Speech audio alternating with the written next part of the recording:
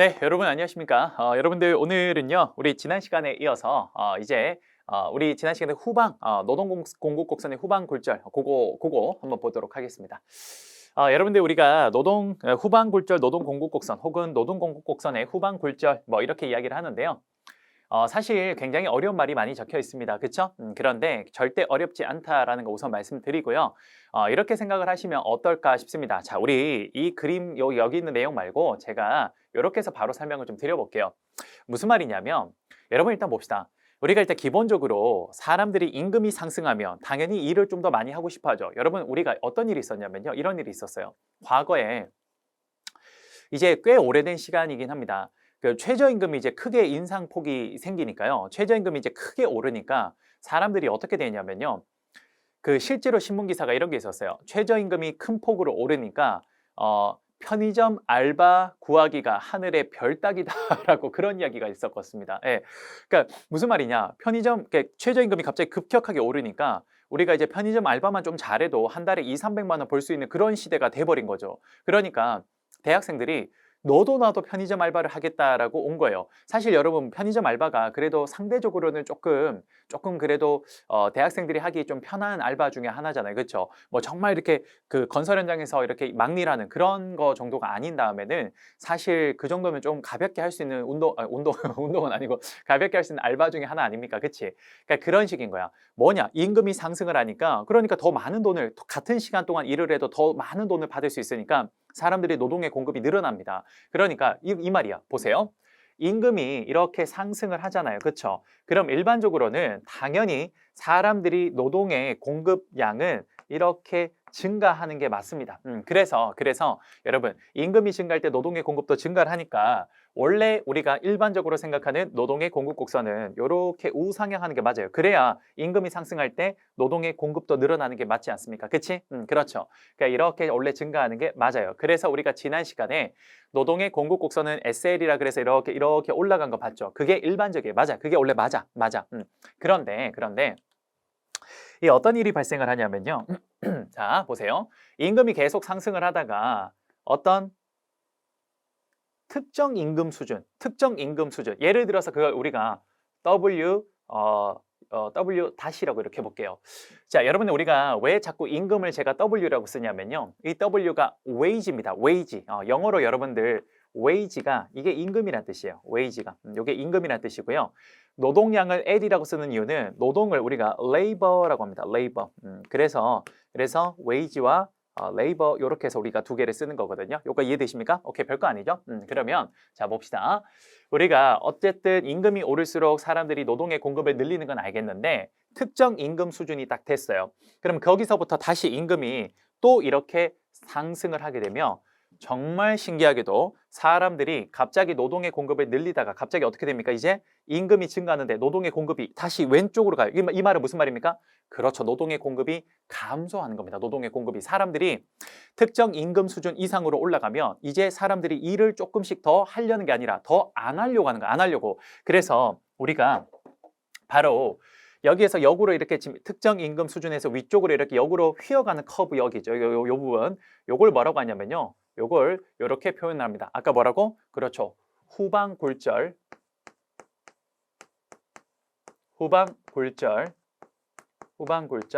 뭐라고? 노동 공급 곡선이라고요.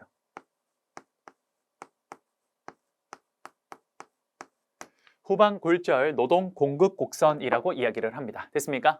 그래요. 그래서 어떤 특정 임금 수준 이상 더 올라갔을 때는 사람들이 오히려 더 일을 하려는 게 아니라 그때는 오히려 뭡니까? 그렇죠. 오히려 바로 사람들이 노동을 양을 줄이려고 일을 더 적게 하려는 거야. 그럼 일을 적게 하면 상대적으로 뭘 많이 하려고 하냐? 여가를 더 즐기려고 하는 거야. 여가. 내 생활을. 여러분 이거 뭐 어려운 게 아니야. 무슨 말이냐? 한번 봅시다. 예를 들어서 여러분 우리가 사실 뭐 저뿐만 아니라 여러분 우리 전부 다 사실 우리는 되게 범인 아닙니까? 일반적인 사람. 그렇죠?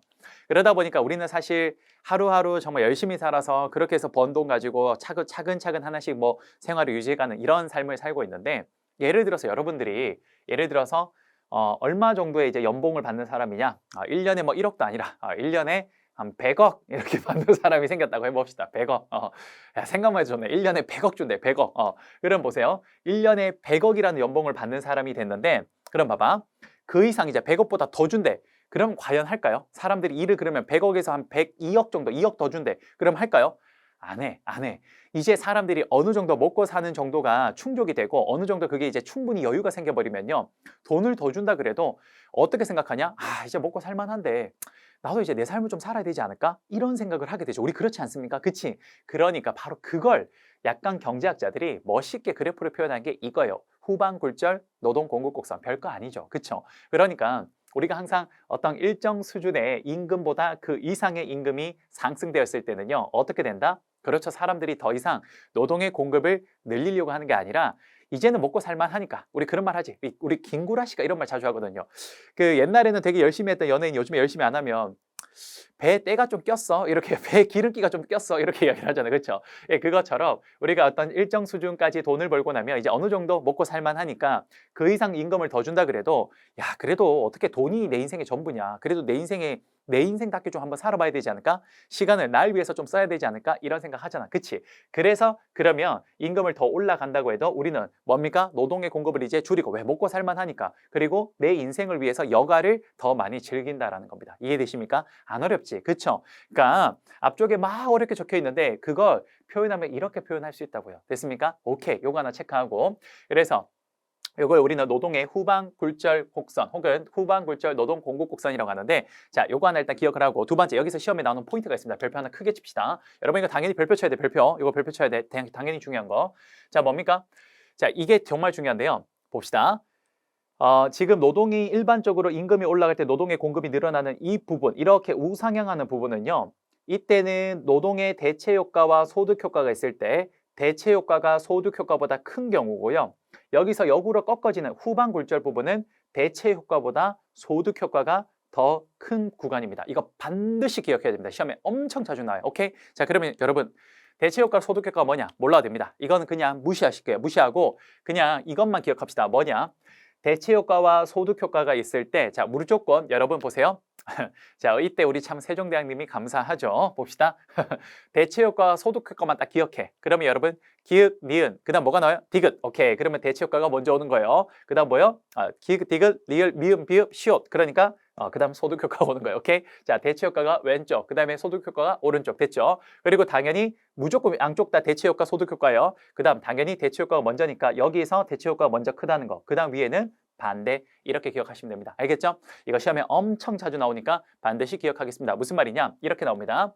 틀린 보기로 자주 나오는 게 후반 굴절 노동 공급 곡선은 대체 효과가 소득 효과보다 크다. 맞습니까? 틀렸습니까? 틀렸죠. 틀렸죠.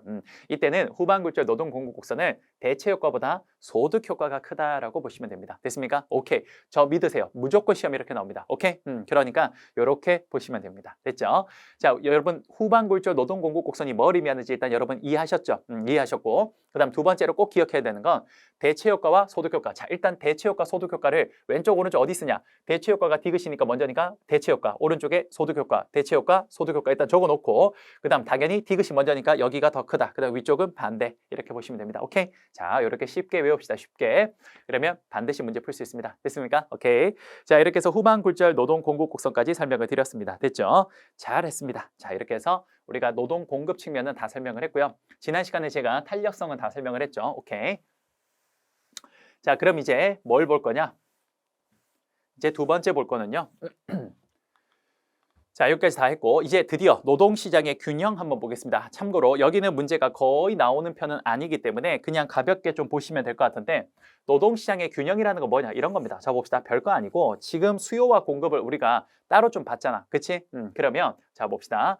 여기에서 세로축이 W, 임금이 되고요. 그 다음에 가로축이 노동의 량, L이 됩니다. 그쵸? 자, 이랬을 때 노동의 공급 곡선은 우상향하게 이렇게 생겼어요. 자, 여러분 보세요.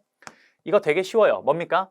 자, L이 아까 뭐죠? labor, 노동이죠. 노동. 그 다음에 S가 뭐냐면 supply예요. supply. 이게 뭐냐? 공급이에요. 공급. 그 여러분들 혹시 이제 저보다 이제 연배가 좀 있으신 분들은 잘 모르실 수도 있겠으나 혹은 또 저보다 연배가 너무 어린 차이가 많이 나는 친구도 모를 수 있겠으나 저와 연배가 비슷한 사람은 희대의 역작. 제가 개인적으로 가장 사랑하는 게임입니다.